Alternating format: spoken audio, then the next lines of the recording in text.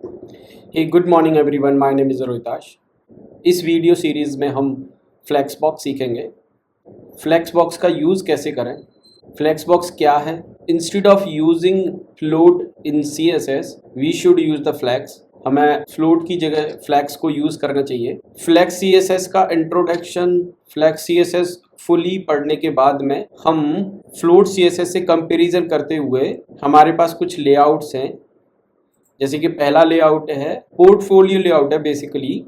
तो हम इस वाले लेआउट को फ्लेक्स की हेल्प से पूरा प्रैक्टिकल करेंगे और पूरा कंप्लीट बना के देंगे, जिसमें ऊपर हेडर है और नीचे फुटर है, मिडिल में कंटेंट है।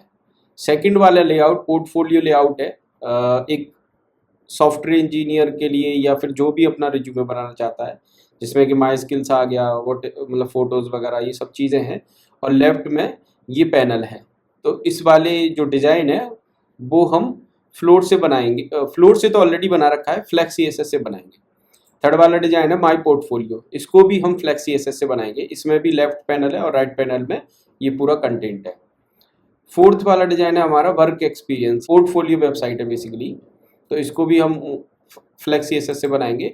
और थर्ड भी ऑलमोस्ट सिमिलर है, इसको भी हम फ्लेक्स CSS से बनाएंगे। तो आई कैन से लाइक हम ये 5 लेआउट का प्रैक्टिस करेंगे जब हम ये कंप्लीट फ्लेक्स CSS पढ़ लेंगे। What is flexbox? Flexbox एक CSS लेआउट मॉडल है। किसी भी कंटेनर में आपको हॉरिजेंटली एंड वर्टिकली आपके आइटम्स को अलाइन करना है, तो फ्लेक्स बॉक्स के थ्रू वो बहुत ईजिली कर सकते हैं। आइटम्स के बीच में गैपिंग, प्लस लेट सपोज आपके पास ULLI है, अगर उसमें किसी LI को टॉप पर लाना है तो without moving hard without moving whole HTML to top, यहाँ पर एक ऑर्डर प्रॉपर्टी से उसका जो ऑर्डर है वो आप सेट कर सकते हो। और ये फ्लैग बॉक्स हम जो यूज़ करते हैं मोस्टली वो रेस्पॉन्सिव होती है, थोड़ा बहुत मीडिया क्वेरी यूज़ करनी पड़ती है। फ्लेक्स बॉक्स की टर्म्स को समझ लेते हैं। अगर टर्म्स समझ में आ गई तो हमें फ्लेक्स बॉक्स जो CSS मॉडल है बहुत ईजिली हम लर्न कर सकते हैं।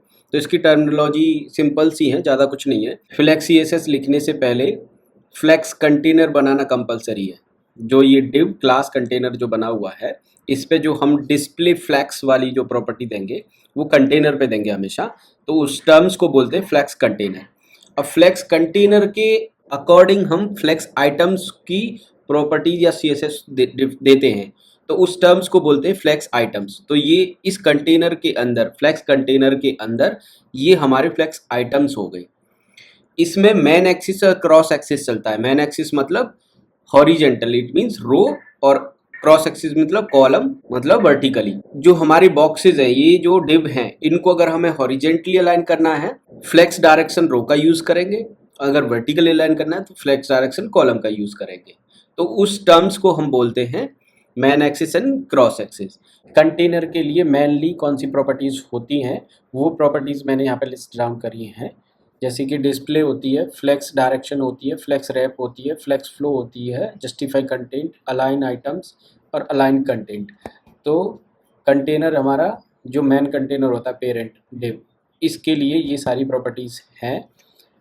अब इनका वन बाय वन हम यूज़ देखेंगे। For example display flex. तो डिस्प्ले फ्लेक्स बेसिकली कंटेनर पर फ्लेक्स प्रॉपर्टी डिफाइन करने के लिए यूज़ होती है। फिर उसके बाद उसकी डायरेक्शन, आपके कंटेनर की डायरेक्शन रो होगी या कॉलम होगी, मैन एक्सिस होगी या क्रॉस एक्सिस, वो इससे डिफाइन करेंगे। फिर आपका फ्लेक्स रैप डिफाइन करेंगे, जैसे कि आपके जो कंटेंट है, जो आइटम्स हैं, वो आपका रैप होने चाहिए या नहीं होने चाहिए, वो इससे डिफाइन करेंगे। फ्लेक्स फ्लॉप, ये एक शॉर्ट हैंड होता है इन प्रॉपर्टीज़ का, फ्लेक्स रैप और फ्लेक्स का।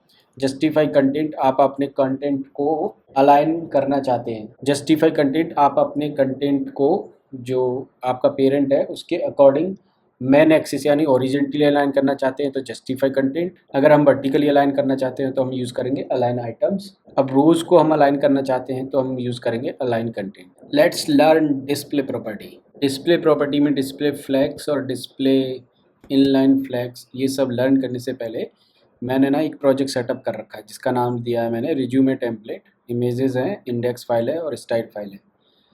इसमें मैंने एक H1 टैग लिया है जिसमें कि एक मैन टाइटल दे दिया है लर्न फ्लेक्स CSS और फ्लेक्स बॉक्स CSS। अब इसमें मैन कंटेनर है और इसके अंदर फ्लेक्स आइटम नाम से ये मैंने 11 डिप्स बनाई है। इसमें सिंपल CSS दे रखी है, फॉन्ट साइज पैडिंग कलर और बैकग्राउंड। किस पे दे रखा है? फ्लेक्स आइटम ऑड वालों पर और इवन वालों पर। बाकी का कंटेनर पे कुछ नहीं, 5 पिक्सल सॉलिड बॉर्डर दे रखा है। यहाँ से अब ब्राउज़र पे जाएंगे और ब्राउज़र पे रन करके देखेंगे। तो ब्राउज़र पे ये रिफ़्रेश करते हैं तो इस तरीके से फ्लेक्स आइटम और मेरा कंटेनर आ रहा है। ठीक है, अब डिस्प्ले फ्लेक्स लर्न करने से पहले अभी हमने ये वाला जो पूरा का पूरा डिज़ाइन जो बनाया है, जो HTML बनाया है, वो किससे बनाया है? ब्लॉक एलिमेंट से। तो डिव क्या है हमारा? ब्लॉक एलिमेंट है। तो ब्लॉक एलिमेंट है तो हमारा जो पेरेंट कंटेनर है वो पूरा विड्थ ले रहा है 100%, और इसके अंदर जो चाइल्ड डिव है वो भी अपना पूरा 100% विड्थ ले रहे हैं। विड्थ लेने की वजह से ये हॉरिजेंटली आ रहे हैं, एक के नीचे एक। ये कंटेनर पर हम डिस्प्ले फ्लेक्स अप्लाई करते हैं। तो डिस्प्ले फ्लेक्स देते ही जो हमारे आइटम्स हैं वो एक रो में आ गए। फ्लेक्स CSS में फ्लेक्स डायरेक्शन की जो बाय डिफ़ॉल्ट प्रॉपर्टी होती है वो होती है आपकी रो। तो उस वजह से डिस्प्ले फ्लेक्स देने के बाद में इनकी जो डायरेक्शन है वो ऑटोमेटिक रोज़ में एडजस्ट हो गई। Flex direction basically default value जो होती है वो रो होती है, इस वजह से इसकी जो डायरेक्शन है बाय डिफ़ॉल्ट रोज़ में सेट हो गई। अब ये जो डिस्प्ले फ्लेक्स है वो एक ब्लॉक एलिमेंट जो होते हैं उसकी तरह काम कर रही है। कैसे? कि यहाँ पर मैंने फ्लेक्स आइटम 11 दे रखे हैं, तो 12 वाली जो मेरी स्पेस है वो एम्प्टी है। अगर मुझे ये इनलाइन एलिमेंट यानी कि स्पैन की तरह काम करना है कि जितना कंटेंट है उतना ही विड्थ ले, तो मैं क्या करूँगा? डिस्प्ले फ्लेक्स को इनलाइन फ्लेक्स कर दूंगा। ये देखो, इनलाइन फ्लेक्स करते ही जितना मेरा कंटेंट है उस हिसाब से इसने विड्थ ले ली। नेक्स्ट प्रॉपर्टी हम फ्लेक्स डायरेक्शन सीखेंगे। फ्लेक्स डायरेक्शन रो और कॉलम डिफाइन कर सकते हैं, मैन एक्सिस और क्रॉस एक्सिस। अब इसकी ज़रूरत कब पड़ती है? जैसे फॉर एग्जांपल मैं आपको एक लेआउट दिखाता हूँ। अब ये लेआउट में ये बॉक्सेस एक के बाद एक हैं और नेक्स्ट लाइन में भी जा रहे हैं। तो जब हम इसको फ्लोट से करेंगे तो हम फ्लोट लेफ्ट दे करके और विड्थ डिफाइन करके इसको एक के बाद एक ले करके आएंगे। ठीक है, अब फ्लेक्स से कैसे करेंगे कि फ्लेक्स से क्या करेंगे? इसके मैन कंटेनर पर डिस्प्ले फ्लेक्स और फ्लेक्स डायरेक्शन कॉलम डिफाइन कर देंगे, तो ये एक के बाद एक आ जाएंगे। फॉर एग्जांपल जैसे मुझे ये कार्ड की डिज़ाइन बनानी है, तो कार्ड की इमेज के नीचे मुझे ये टाइटल और ये डिस्क्रिप्शन और ये सब शो कराना है। तो इसमें मैं क्या करूँगा? इसके कंटेनर पर फ्लेक्स डायरेक्शन कॉलम डिफाइन कर दूंगा। तो मैंने क्या करा? कंटेनर पर फ्लेक्स डायरेक्शन कॉलम डिफाइन कर दिया। अब एक बॉक्स की तरह सोचो, अगर बॉक्स में अगर छोटे छोटे क्यूब रखे हुए हैं और उसमें स्पेस है, तो उस बॉक्स को अगर आप ऐसे कॉलम में कर दोगे, खड़ा कर दोगे, तो बाकी की जो चीज़ें हैं वो ऑटोमेटिक ऐसे एक के ऊपर एक एडजस्ट हो जाएंगी कि नहीं हो जाएंगी? अगर उसकी डायरेक्शन आप ऐसे घुमा दोगे, ऐसे मैन एक्सिस रो की तरह ऐसे सामने ऐसे ना घुमाने की बजाय ऐसे घुमा दोगे, तो वो क्या होंगे? जो बॉक्सेज होंगे वो एक के बाद एक ऐसे एडजस्ट हो जाएंगे। तो वही ऐसे ही फ्लेक्स डायरेक्शन काम करता है। तो बाय डिफ़ॉल्ट रो होता है। तो अब कंटेनर पे हमने फ्लेक्स डायरेक्शन कॉलम डिफाइन कर दिया, बट ये देख रहे हो अभी भी ये पूरी विड्थ ले रहे हैं सारी चीज़ें। क्यों विड्थ ले रहे हैं? इनकी प्रॉपर्टीज फ्लेक्स डायरेक्शन अभी रो है। अगर लेट सपोज अगर जैसे ये आइकन है और डिटेल आइकन है, डिटेल बटन है, अगर इस आइकन को डिटेल बटन के ऊपर लाना है, जब ऊपर लाना है तो ये जो कंटेनर है इसकी जो डायरेक्शन है वो अभी भी रो है। तो अगर मैं इसको फ्लेक्स तो मुझे क्या करना पड़ेगा? एक के ऊपर लाने के लिए, एक के ऊपर एक लाने के लिए फ्लेक्स डायरेक्शन कॉलम डिफाइन करना पड़ेगा। और कॉलम डिफाइन करने के बाद में अब जैसे ये इस बटन का साइज ज़्यादा बड़ा हो रहा है तो इसको कर देंगे अलाइन आइटम फ्लेक्स स्टार्ट, तो ये छोटा हो गया। ठीक है, अब इन बटन्स के बीच, इन दोनों के बीच में जो दोनों आइटम्स हैं इनके बीच में गैपिंग दे दो, गैप कर देंगे गैप 10px, ये गैप हो गया। अब साइड से थोड़ी सी पैडिंग दे सकते हैं, तो हम मैन कंटेनर पर थोड़ा पैडिंग दे सकते हैं। मैन कंटेनर पर हमने 10px की पैडिंग दे दी। अब यही कार्ड की डिजाइन जैसे शॉपिंग साइट्स पे होता है ना कि इमेज के बाद में प्राइस, डिस्क्रिप्शन, टैग और मोर डिटेल जो लिखी होती है उसको कैसे अचीव करते हैं? उसको बेसिकली इस मैन कंटेनर पर इसकी फ्लेक्स डायरेक्शन रो डिफाइन कर दो, फ्लेक्स डायरेक्शन रो। तो ये देखो, ये सीधे सीधे ऐसे इसके साइड में आ जाएंगे। ये देखो अभी ये क्यों नहीं आ रहा? क्योंकि मैंने विड्थ अभी 320 पिक्सल ऑलरेडी फिक्स डिफाइन कर रखी है। अगर मैं 600 पिक्सल कर दूंगा तो ये देखो मेरी चीज़ें आने लगी, दिखने लगी। और इसको बढ़ा देते हैं 700 पिक्सल।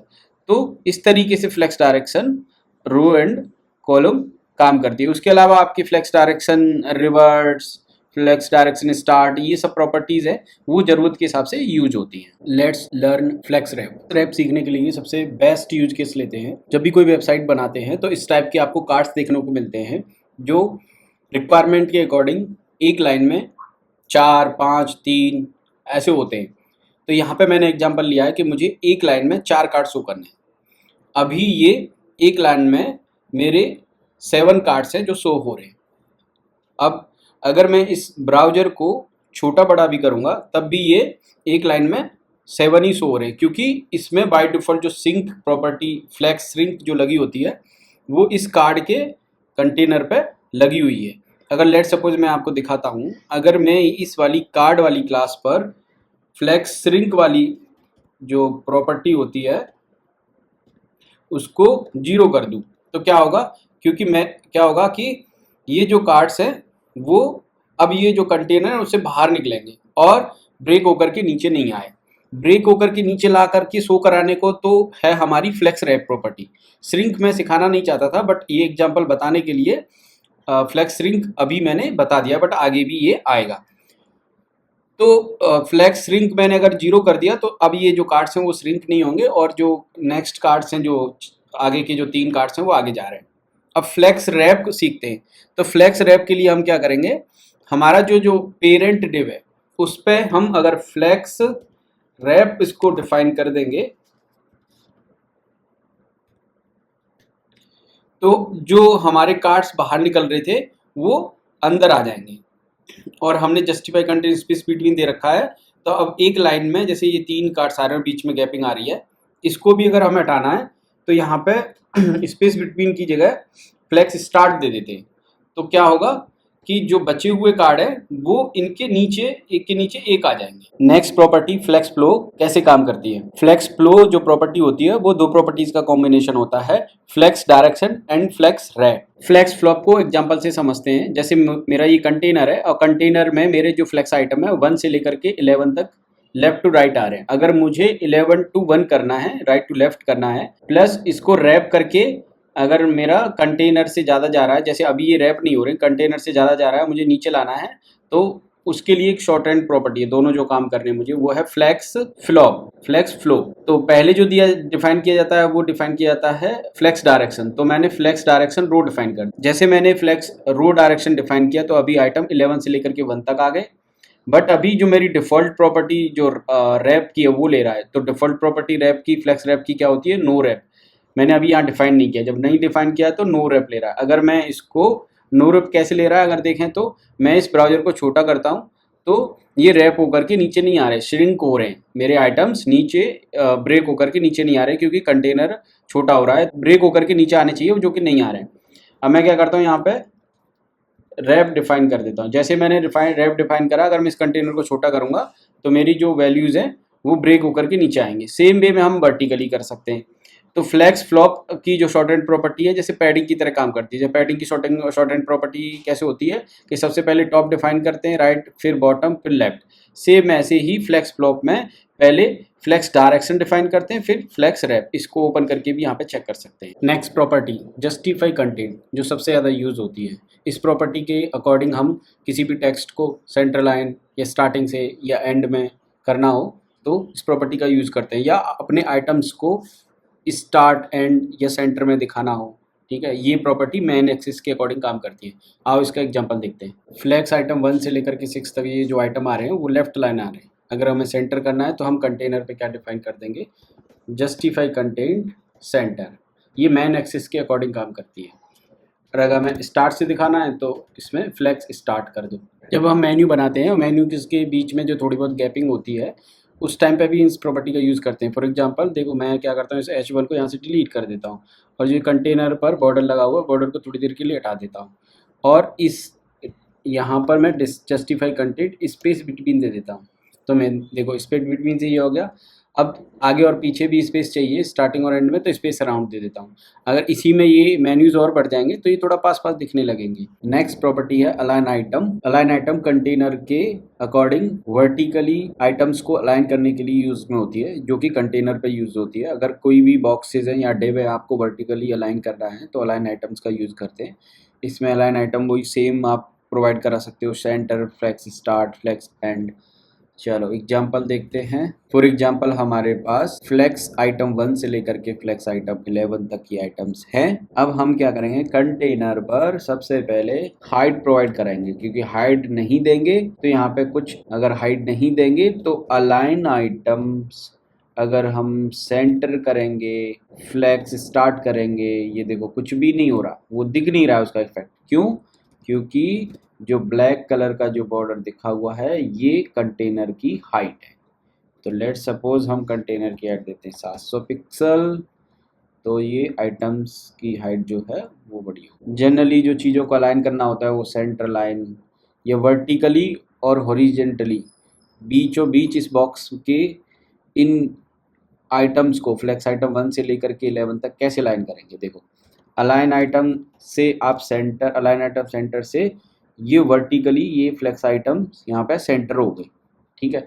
अब इनको हॉरिजेंटली भी यहाँ पे अलाइन करना है तो जस्टिफाई कंटेंट का भी यूज़ कर लो, जस्टिफाई कंटेंट सेंटर, ये देखो ये हो गया। अब मैं इसको छोटा बड़ा कराऊंगा ब्राउजर को तो ये हमेशा सेंटर में ही रहेंगे। नेक्स्ट प्रॉपर्टी है अलाइन कंटेंट। इसके भी attribute flex start, flex end और सेंटर होते हैं। ये प्रॉपर्टी कंटेंट अलाइन करने की यूज में होती है। अभी एग्जाम्पल देखते हैं। फॉर एग्जाम्पल अब मेरे पास ये 4 कार्ड है।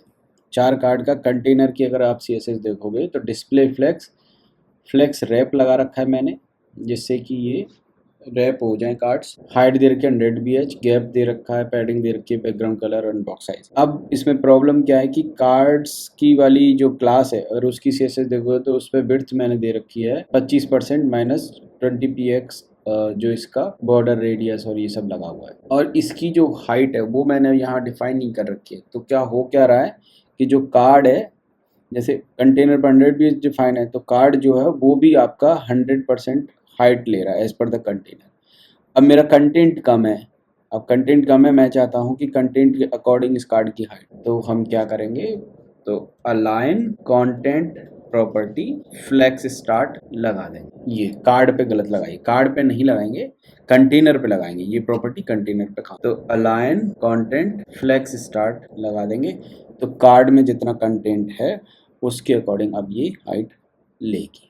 That's it. अगर आपको ये प्रॉपर्टीज याद है तो ये प्रॉपर्टीज हमने अभी तक पढ़ी हैं जो कि हमारी मेन कंटेनर पर यूज होती है, जैसे कि डिस्प्ले प्रॉपर्टी हो गई, flex direction, flex wrap, flex flow, justify content, align item, align content. तो ये प्रॉपर्टी रट लो, 7 प्रॉपर्टीज हैं जो कंटेनर पे यूज होती है। नेक्स्ट प्रॉपर्टीज हम देखेंगे फ्लेक्स आइटम्स पर यूज होने वाली प्रॉपर्टीज। फ्लेक्स आइटम प्रॉपर्टी, तो फ्लेक्स आइटम प्रॉपर्टीज है हमारी 6।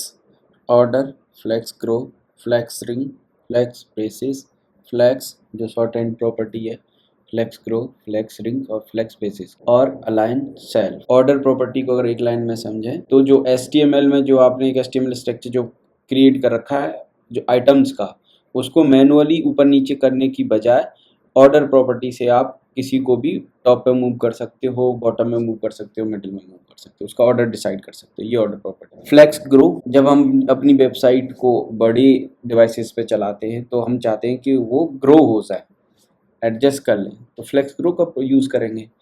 हम चाहते हैं कि अगर हमारी वेबसाइट अगर छोटी डिवाइसेस पे चले तो जो हमारी वेबसाइट बनी हुई है जो HTML है उसमें वो श्रिंक हो जाए, तो वहाँ फ्लेक्स श्रिंक वाली प्रॉपर्टी का यूज़ करें। फ्लेक्स बेसिस, जो आइटम्स हैं हमारे ऊपर जो ये मैन बेस स्टार्ट होता है वहाँ से स्टार्टिंग हो उसकी, तो उसके फ्लेक्स बेसिस का यूज़ करेंगे। फ्लेक्स ऊपर की 3 प्रॉपर्टीज का कॉम्बिनेशन है। अलाइन सेल, जो हमारा आइटम है उसको सेल्फ अलाइन करना। अब सबसे पहले ऑर्डर प्रॉपर्टी का एग्जांपल देखते हैं। ऑर्डर प्रॉपर्टी को समझने के लिए हमने एक एग्जांपल बनाया है। बेसिकली हमारे पास ये HTML स्ट्रक्चर है, एक पॉलिटिकल वेबसाइट समझ लो इसे।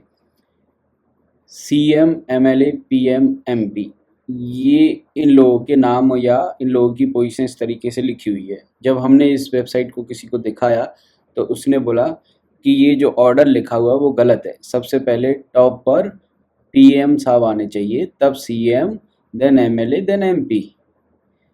तो हमारे पास इसको फिक्स करने के दो सोल्यूशन हैं। एक तो हम जाएं HTML में जा कर के इनका ऑर्डर फिक्स कर दें, फिजिकली मूव कर दें, PM, CM, MLA, MP। Save करें, सेव करने के बाद में चेक करें। मैंने यहाँ रिफ्रेश किया, रिफ्रेश करने ऑर्डर इनका फिक्स हो गया, PM, CM, MLA, MP। जैसा वो चाह रहा था वैसे ऑर्डर हो गया। दूसरा सिंपल सा तरीका है कि आप फिजिकली HTML को ना छोड़ें, CSS में जाके फिक्स कर दें, क्योंकि कल को वो फिर ऑर्डर चेंज करवा सकता है, तो फिर फिजिकली मूव करना पड़ेगा।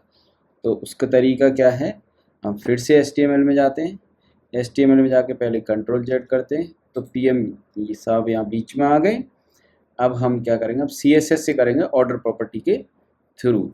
अब हम जाते हैं अपने ब्राउज़र पर, रिफ्रेश करेंगे, इंस्पेक्ट एलिमेंट करेंगे, इंस्पेक्ट एलिमेंट करके अब ये ऑर्डर डिसाइड कैसे करेंगे। जैसे लेट सपोज MLA को हमें टॉप पे पहुंचाना है, तो जो मैथ में जो हम ज्योमेट्री में करते थे कि इसको मान लेते 0 के इधर साइड -1, -2, -3 चलेगा, इधर साइड चलेगा -1, वो +1, +2, +3।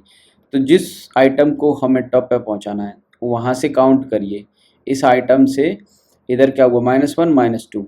तो अगर MLA को PM की जगह लेके आना है तो क्या लिखेंगे -2। तो MLA कहाँ है, यहाँ पे, तो यहाँ डिफाइन कर देंगे ऑर्डर -2। ये देखो टॉप पे आएगा। MP को टॉप पे लाना है तो यहाँ क्या हुआ 0, -1, -2, -3। तो MP पे कर देंगे ऑर्डर -3, MP टॉप पे आएगा। इस तरीके से ये ऑर्डर प्रॉपर्टी काम करती है। फ्लेक्स ग्रो प्रॉपर्टी, कंटेनर के अंदर फ्लेक्स आइटम्स कितना स्पेस लेंगे वो फ्लेक्स ग्रो प्रॉपर्टी से हम करेंगे। इट मींस फ्लेक्स कंटेनर के अंदर फ्लेक्स आइटम्स जो आपने बना रखे हैं उनकी विड्थ आप इक्वली डिवाइड करना चाहते हो, किसी आइटम की विड्थ को आप बढ़ाना चाहते हो। आपके पास 3 आइटम्स हैं, 3 में से एक की बढ़ाना चाहते हो, 2 की इक्वल रखना चाहते हो, तो उस स्पेस को हम फ्लेक्स ग्रो से करेंगे। फ्लेक्स 0 मीन्स होता है कि ग्रो नहीं करेगी, जिस भी आइटम पे आप फ्लेक्स 1 लगाओगे वो ग्रो करेगा। एग्जाम्पल, मेरे पास एक फ्लेक्स कंटेनर यहाँ पर है, उसके अंदर ये फ्लेक्स आइटम 11 तक है, जहाँ पे राइट साइड में एक फ्लेक्स आइटम का स्पेस रह रहा है। अब मुझे इस स्पेस को जो फ्लेक्स कंटेनर ऑड नंबर पे 1, 3, 5, 7, 9, 11 उनको इक्वली डिवाइड करना है। CSS लिख रखी है पहले से, container dot flex item nth child odd, इस पर मैं लिख दूंगा फ्लेक्स ग्रो 1। तो ये जो ऑड वाले हैं उनकी जो स्पेस है और विड्थ है वो इक्वली डिवाइड होगी। अगर मैं इसको 0 लिख दूंगा तो ये ग्रो नहीं होंगे। अगर मैं flex grow directly item number 11 पे लिखूंगा तो सिर्फ जो आइटम नंबर 11 है वो ग्रो करेगा। ये देखो जितना स्पेस था आइटम नंबर 11 ने ले लिया। ऐसे ही आप इवन को कर सकते हो या सबको करना है तो कंटेनर से फ्लेक्स आइटम वाली क्लास पर फ्लेक्स ग्रो दे दो, इक्वली स्पेस डिवाइड हो जाएगा। Flex shrink property, flex shrink property flex items को श्रिंक करने के यूज में आती है। जब हम किसी वेबसाइट को रेस्पॉन्सिव करते हैं और किसी आइटम को हमें श्रिंक नहीं करवाना है तो उस पर हम फ्लेक्स 0 देते हैं। 0 का मीन्स होता है श्रिंक नहीं करवाना है और 1 मीन्स वो श्रिंक होगी।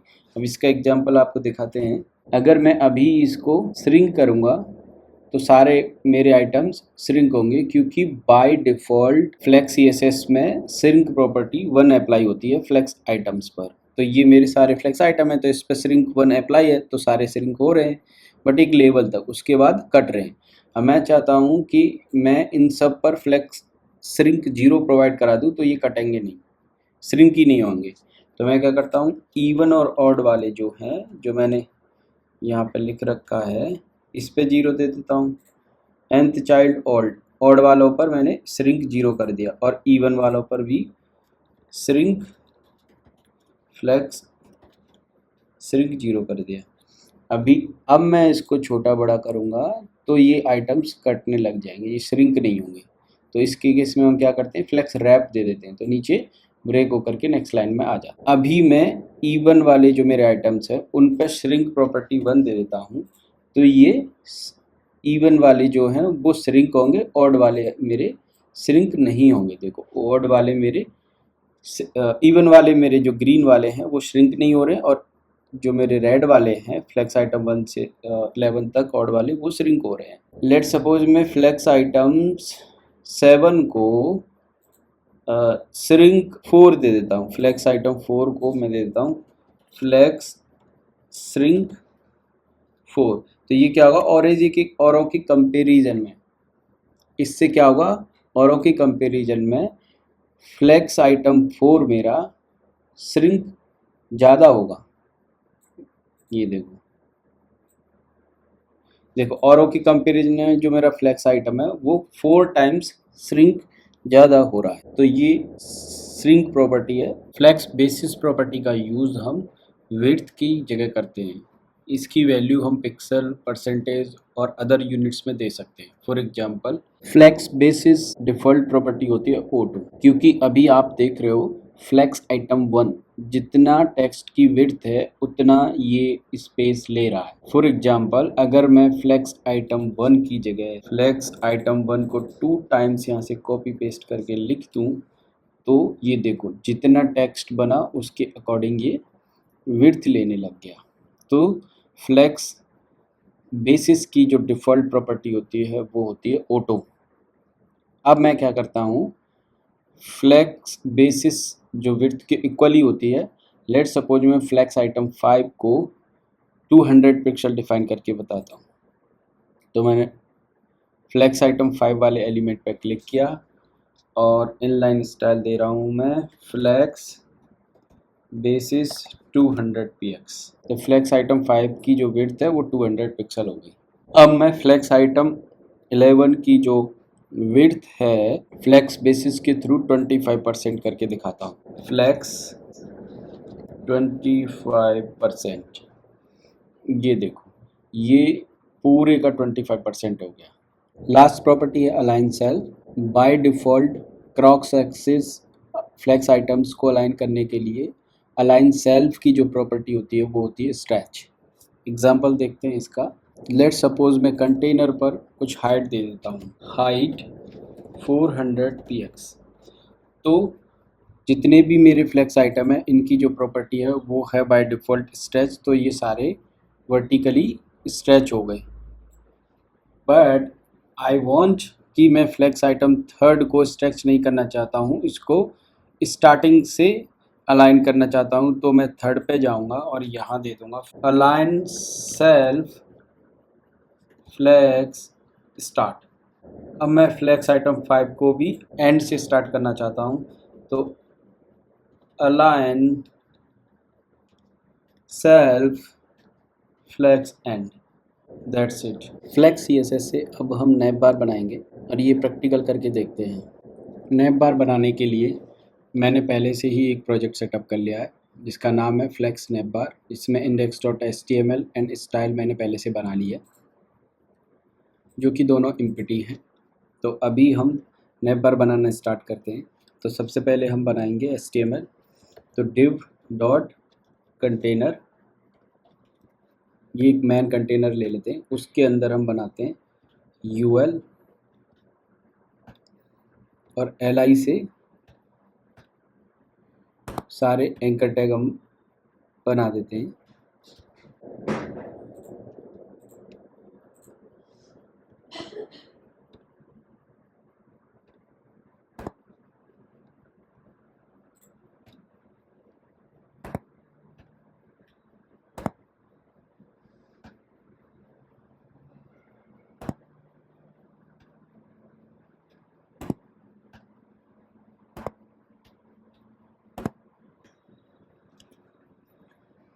ये हमारे सारे UL LI के अंदर एंकर टैग हमने बना लिए। ये एक बेसिक हमने मेन्यू का स्ट्रक्चर बना लिया।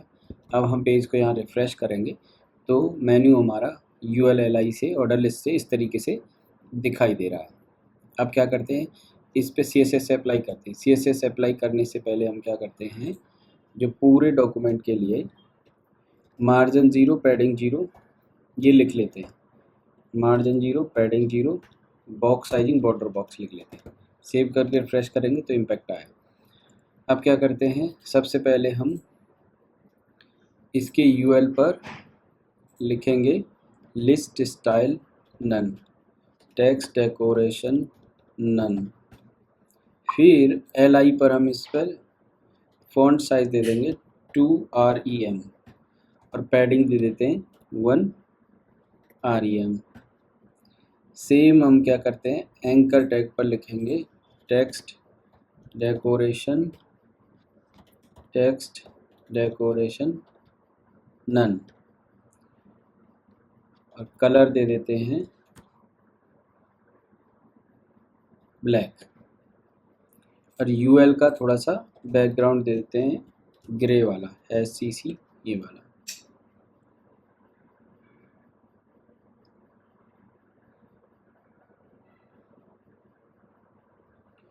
अब क्या करते हैं, इस CSS को वहाँ कॉपी पेस्ट कर लेते हैं।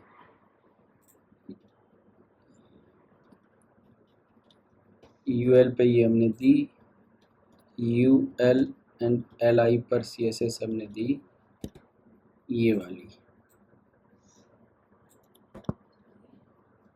ये को पोस्ट कर दी। UL LI के एंकर टैग पे हमने CSS दी ये वाली, ठीक। सेव करके रिफ्रेश करेंगे और इम्पैक्ट चेक करेंगे तो हमारे मेन्यू कुछ इस तरीके से दिखाई दे रहे हैं। अब क्या करते हैं, थोड़ा सा एंकर टैग के होवर पर बैकग्राउंड कलर और कलर दे लेते हैं जिससे वो मेन्यू जैसा लगेगा। होवर पर बैकग्राउंड कलर हमने दे दिया लाइट ब्लैक और कलर दे दिया हमने वाइट। रिफ्रेश करा तो हमारा मेन्यू इस तरीके से दिखाई दे रहा है। अब हमने यहाँ पैडिंग दी है LI पर, अब एंकर टैग पे भी थोड़ी सी हमें पैडिंग देनी पड़ेगी। तो हम क्या करते हैं, पैडिंग 1 RME एंकर टैग दे देते हैं जिससे ये इस तरीके से दिखाई देगा मेन्यू जैसा। अभी तक हमने फ्लेक्स CSS अप्लाई नहीं की थी, ये नॉर्मल CSS से हमने ये मेन्यू बनाया था जो इस तरीके से दिख रहा है। अब क्या करते हैं, हम UL पर डिस्प्ले फ्लेक्स लगा देते हैं। जैसे ही हमने डिस्प्ले फ्लेक्स लगाया तो हमारा मेन्यू जो बेसिक मेन्यू आता है वो बन करके रेडी हो गया। इवन हम इस पर flex justify content space around लगा देंगे तो एक बेसिक जो मेन्यू है वो बन करके हमारा रेडी हो गया। मैं इस CSS को कॉपी कर लेता हूँ और UL पे जा करके लगा देता हूँ।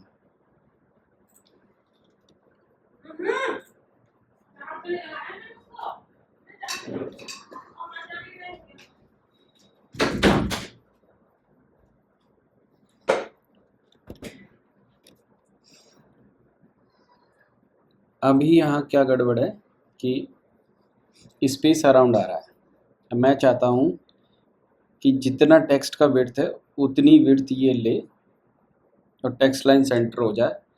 तो मैं क्या करता हूँ, जस्ट जो इसका UL है इस पे मैं देता हूँ फ्लेक्स ऑटो। फ्लेक्स किस लिए, फ्लेक्स ऑटो दे देते हैं और टेक्स्ट लाइन सेंटर कर देते हैं। तो अभी क्या होगा, अब ये सेंटर में दिखने लगे, ठीक है। इस तरीके से हमारा मेन्यू बन करके ये रेडी है।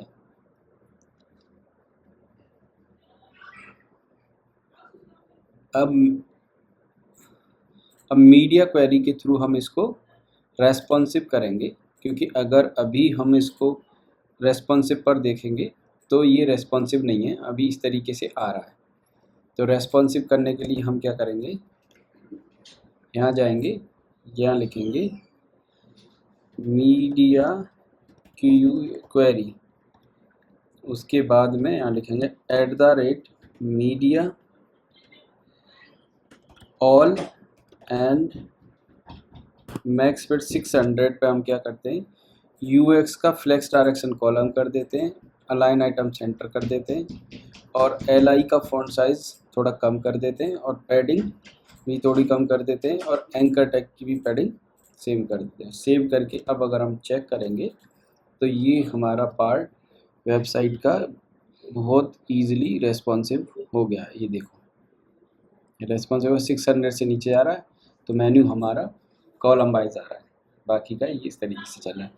अगर हम देखेंगे कि 628 पर ये इसके पीछे बैकग्राउंड कलर नहीं आ रहा है, तो इसका रीज़न ये है कि हमने यूएल पर फ्लेक्स रैप की जो डिफ़ॉल्ट प्रॉपर्टी होती है वो नो रैप होती है, वो हमने नहीं दिया है। फ्लेक्स रैप अगर दे देंगे तो इस तरीके से हमारा मेन्यू दिखाई देगा जब ज़्यादा छोटी स्क्रीन पर जाएंगे जिसमें। तो ये फ्लेक्स रैप दे देते हैं। So thank you for watching this video. Hope you will learn something related to the Flex CSS. Thank you.